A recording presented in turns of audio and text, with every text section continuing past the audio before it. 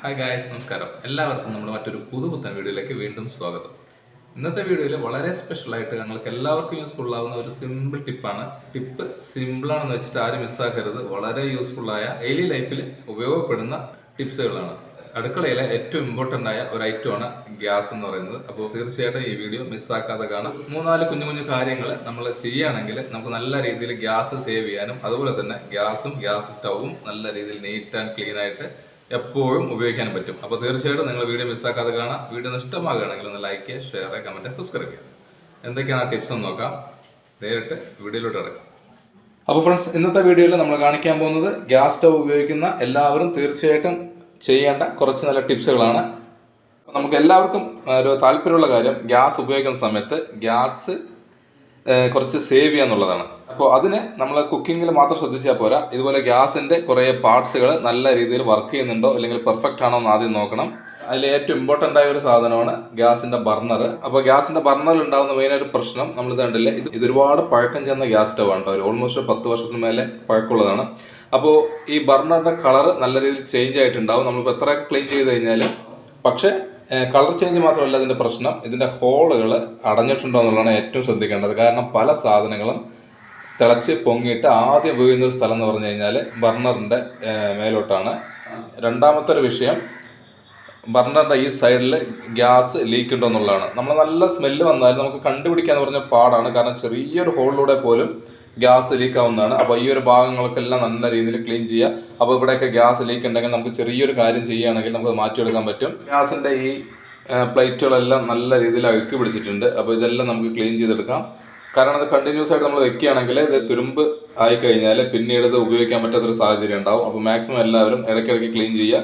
അപ്പോൾ നമ്മളെപ്പോഴും ശ്രദ്ധിക്കേണ്ട കാര്യം ഫ്ലെയിമിൽ എന്തെങ്കിലും കുറവുകളുണ്ടോ, പിന്നെ കൂടാതെ ഫ്ലെയിമിൽ എന്തെങ്കിലും കളർ വ്യത്യാസമുണ്ടോ. ഇപ്പോൾ നമ്മളിതിൽ നോക്കിയാൽ മനസ്സിലാവും. നല്ല നീല കളറിലുള്ള ഫ്ലെയിം ആണെങ്കിൽ വലിയ കുഴപ്പങ്ങളില്ല. ഇടയിലൂടെ ചെറുതായിട്ടൊന്ന് ചേഞ്ചായി വരുന്നുണ്ട്. അപ്പോൾ ചെറുതായിട്ട് ഇതിൽ ഹോളുകൾ അടഞ്ഞിട്ടുണ്ട്, ചില ഹോളുകൾ അടഞ്ഞിട്ടുണ്ട് എന്നുള്ളതാണ്. അപ്പോൾ നമുക്ക് അതൊക്കെ എങ്ങനെയാണ് ക്ലീൻ ചെയ്തെടുക്കുന്നത് നോക്കാം. ബർണർ ക്ലീൻ ചെയ്യാൻ വേണ്ടിയിട്ട് പാത്രത്തിൽ നമുക്കിത് ക്ലീൻ ചെയ്തെടുക്കാം. പക്ഷെ അതിനൊരു സൊല്യൂഷൻ ഉണ്ടാക്കിയെടുക്കണം. വളരെ സിമ്പിളായിട്ട് ചെയ്യാൻ പറ്റുന്ന ഒരു സൊല്യൂഷനാണ്. എല്ലാവരുടെ വീട്ടിലും ഉള്ള ഒരു ഐറ്റമാണ് പുളി, വാളൻ പുളി. നമ്മൾ കറികൾക്കൊക്കെ ഉപയോഗിക്കുന്ന സാധനമാണ്. അപ്പോൾ കുറച്ച് വാളൻ പുളി നമുക്കൊരു പാത്രത്തിലിടാം. അതിനുശേഷം ചൂടുവെള്ളം, ഒരു ലൈറ്റായിട്ടുള്ള ചൂടുവെള്ളം, നല്ല തിളച്ച വെള്ളമൊന്നും വേണ്ട. അതിനുശേഷം കുറച്ച് ബേക്കിംഗ് സോഡ. ഈ ഒരു സൊല്യൂഷൻ ഉണ്ടെങ്കിൽ എത്ര അഴുക്ക് പിടിച്ച സാധനങ്ങളും ഈസിയായിട്ട് ക്ലീൻ ചെയ്യാൻ പറ്റും. അതുപോലെ തന്നെയാണ് നമ്മൾ ഗ്യാസിൻ്റെ ബർണറും. അപ്പോൾ ഇത് കുറച്ച് നേരം നന്നായിട്ടൊന്ന് മിക്സ് ചെയ്തതിന് ശേഷം മാറ്റി വയ്ക്കുക. ഒരു മണിക്കൂറൊക്കെ ആ സമയമാകുമ്പോൾ നല്ല രീതിയിൽ സൊല്യൂഷൻ പെർഫെക്റ്റ് ആവും. സ്റ്റൗവിൻ്റെ ബർണർ ഇതിലോട്ട് ഇട്ട് വയ്ക്കാം. അപ്പോൾ ഇതാണ് ആദ്യം ചെയ്യേണ്ട ഒരു കാര്യം. അപ്പോൾ ഗ്യാസ് ബർണറിൽ ആണ് ഏറ്റവും കൂടുതൽ ലീക്ക് ഉണ്ടാവാനുള്ള സാധ്യത. അത് കഴിഞ്ഞ് കഴിഞ്ഞാൽ ഗ്യാസിൻ്റെ കണക്ട് ചെയ്യുന്ന ട്യൂബിൽ ഒരു 1-2 മണിക്കൂർ നമ്മളിത് ഇട്ടതിന് ശേഷം ഇതൊന്ന് മാറ്റി വയ്ക്കുക. ഒരു ബ്രഷ് എടുത്തിട്ട് നന്നായിട്ടൊന്ന് ക്ലീൻ ചെയ്ത് കൊടുക്കാം. അപ്പോൾ ഇതിൽ കരട് മാത്രമല്ല, നമുക്ക് കരിപ്പൊടി ധാരാളം ഉണ്ടാവും. അപ്പോൾ അത് നല്ല രീതിയിൽ ക്ലീൻ ചെയ്യണം. 2 സൈഡും ക്ലീൻ ചെയ്ത് കഴിഞ്ഞാൽ ഇത് നീറ്റ് ആൻഡ് ക്ലീൻ ആയിരിക്കും. ഇതുണ്ടല്ലേ, നല്ല രീതിയിൽ കരിപ്പൊടി ഉണ്ട്. 2 ആഴ്ച കൂടുന്ന സമയത്തെങ്കിലും ഇത് ചെയ്ത് കൊടുക്കണം.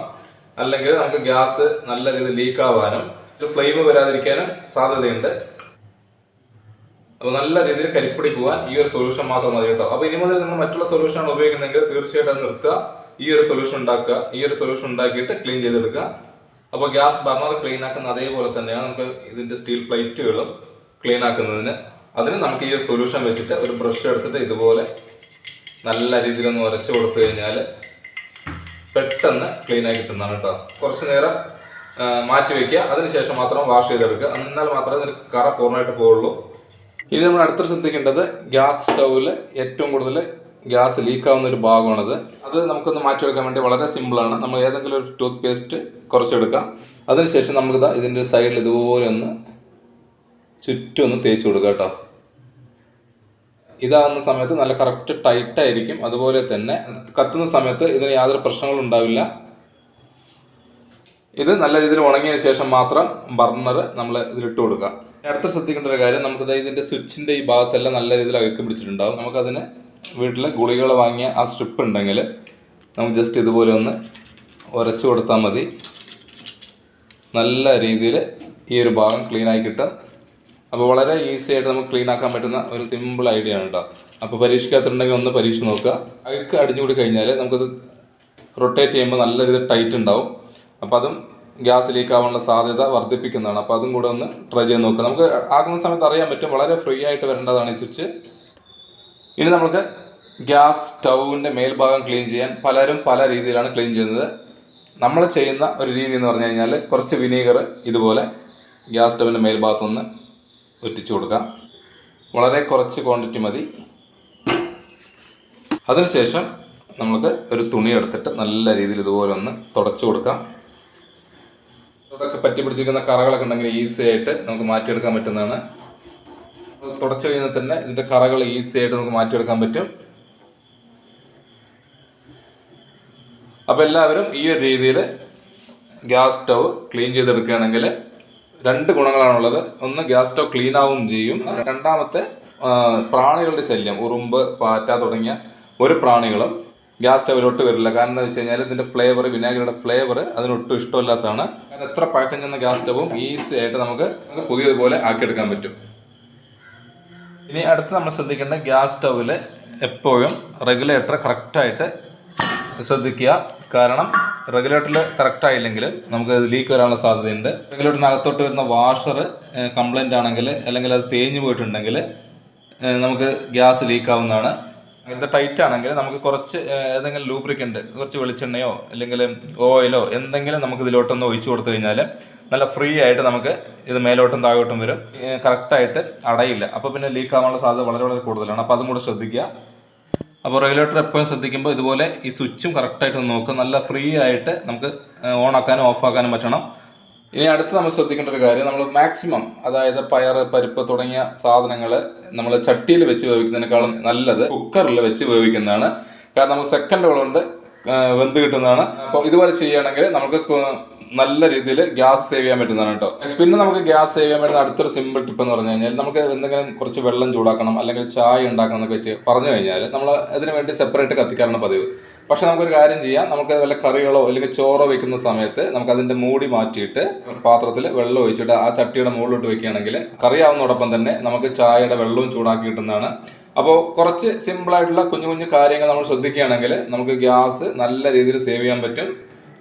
ഇനി നമ്മൾ അടുത്ത് ശ്രദ്ധിക്കേണ്ട ഒരു കാര്യം എന്ന് പറഞ്ഞു കഴിഞ്ഞാൽ, ഗ്യാസ് സിലിണ്ടർ വെക്കുമ്പോൾ നമ്മൾ കറക്റ്റായിട്ട് തറയിലോട്ട് വെക്കാതെ എന്തെങ്കിലും ഒരു സപ്പോർട്ട് കൊടുത്തിട്ട് ഒരു കവറോ ഇല്ലെങ്കിൽ എന്തെങ്കിലും ഒരു മര കഷ്ണമോ വെച്ച് നമുക്ക് അതിന് മുകളിലോട്ട് ഗ്യാസ് സിലിണ്ടർ വെക്കാൻ ശ്രമിക്കുകയാണെങ്കിൽ നമുക്ക് കുറച്ച് ഗ്യാസ് നമുക്ക് സേവ് ചെയ്യാൻ പറ്റും. എന്താണെന്ന് വെച്ച് കഴിഞ്ഞാൽ, നമുക്ക് കറക്റ്റ് സ്ട്രേറ്റ് ആയിട്ട് തറയിലോട്ട് വെക്കുകയാണെങ്കിൽ നല്ല തണുപ്പടിക്കുന്ന സമയത്ത് അടിയിലുണ്ടാകുന്ന ഗ്യാസ് ചെറുതായിട്ട് അത് കട്ടിപ്പിടിക്കാനും പിന്നെ നമുക്കത് ഓണാക്കുന്ന സമയത്ത് ആ ഒരു പോർഷനിലെ ഗ്യാസ് നമുക്ക് മുകളിലോട്ട് വരാതിരിക്കും. അപ്പോൾ എന്ത് കുക്കിംഗ് നമ്മൾ കഴിഞ്ഞ് കഴിഞ്ഞാലും ആദ്യം റെഗുലേറ്റർ ഓഫ് ചെയ്തതിന് ശേഷം മാത്രം നമ്മൾ ഗ്യാസ് സ്റ്റൗ ഓഫ് ചെയ്യുക. ആദ്യം ഇത് ഓഫ് ചെയ്ത് കഴിഞ്ഞാൽ നമുക്ക് ചിലപ്പോൾ മറക്കാനുള്ള സാധ്യതയുണ്ട്. അപ്പോൾ ഇങ്ങനെ ആരും ചെയ്യരുത്. ഇതെല്ലാം കുറച്ച് നേരം ഈ സൊല്യൂഷൻ ഇട്ട് വെച്ചിട്ടുണ്ട്. ഒന്ന് നല്ല രീതിയിൽ ഒന്ന് വാഷ് ചെയ്തെടുക്കാം. അപ്പോൾ ഇതിന് ഇട്ട് വെച്ച സമയത്ത് തന്നെ ബർണറിൻ്റെ ഈ ഒരു ഭാഗത്തെ കളർ നല്ല രീതിയിൽ ചേഞ്ച് ആയിട്ടുണ്ട് കേട്ടോ. കാരണം കരി പിടിച്ചതായിരുന്നു, പക്ഷേ ഇത് ഈ ഒരു ഭാഗത്ത് നല്ല രീതിയിൽ ഹോളെല്ലാം കാണാൻ തുടങ്ങിയിട്ടുണ്ട്. നമുക്കിത് കളർ നല്ല രീതിയിൽ ഹോളെല്ലാം ഓപ്പൺ ആയിട്ടുണ്ട്. കാരണം നമുക്ക് വെള്ളം ഇങ്ങനെ ഇതിലാക്കുന്ന സമയത്ത് അറിയാൻ പറ്റും ഓൾമോസ്റ്റ് നല്ല രീതിയിൽ വെള്ളം അടിയിലോട്ട് പോകുന്നത്. അതുപോലെ തന്നെ നമുക്ക് ആ സ്റ്റീൽ പ്ലേറ്റ് നമുക്ക് അതുപോലെ ഒന്ന് ക്ലീൻ ചെയ്തെടുക്കാം. അപ്പോൾ അതുപോലെ നമ്മൾ ക്ലീൻ ചെയ്യുന്ന സമയത്ത് തന്നെ നമുക്ക് ആ കറകളൊക്കെ ഉണ്ടെങ്കിൽ അത്യാവശ്യം നല്ല രീതിയിൽ ചേഞ്ച് ആവുന്നതാണ്. വല്ലപ്പോഴും നിങ്ങൾ ഇതുപോലെ ചെയ്ത് കൊടുക്കുക, നല്ല നീറ്റ് ആൻഡ് ക്ലീൻ ആയിരിക്കും. അപ്പോൾ നമ്മൾ നല്ല രീതിയിൽ വാഷ് ചെയ്ത ബർണർ ഇതിലോട്ടൊന്ന് ഇട്ട് കൊടുക്കുകയാണ്. വെള്ളമെല്ലാം നല്ല രീതിയിൽ ഉണങ്ങിയ ശേഷം മാത്രമേ കത്തിക്കാൻ പറ്റൂ, അല്ലെങ്കിൽ വീണ്ടും നമുക്ക് ഫുള്ളായിട്ട് ഹോളുകൾ കത്താനുള്ള സാധ്യതയില്ല. ഇനി അതുപോലെ നമ്മൾ ശ്രദ്ധിക്കേണ്ട ഒരു കാര്യമാണ്, കുക്ക് ചെയ്യുന്ന സമയത്ത് നമ്മൾ ഗ്യാസ് സ്റ്റൗവിൻ്റെ പരിസരത്തെല്ലാം ഉറുമ്പിൻ്റെ ശല്യങ്ങൾ നല്ല രീതിയിലുണ്ടാവും. അതിന് നമുക്ക് ഉറുമ്പ് പൊടിയൊന്നും ഈ ഒരു ഭാഗത്ത് ഉപയോഗിക്കാൻ പറ്റില്ല.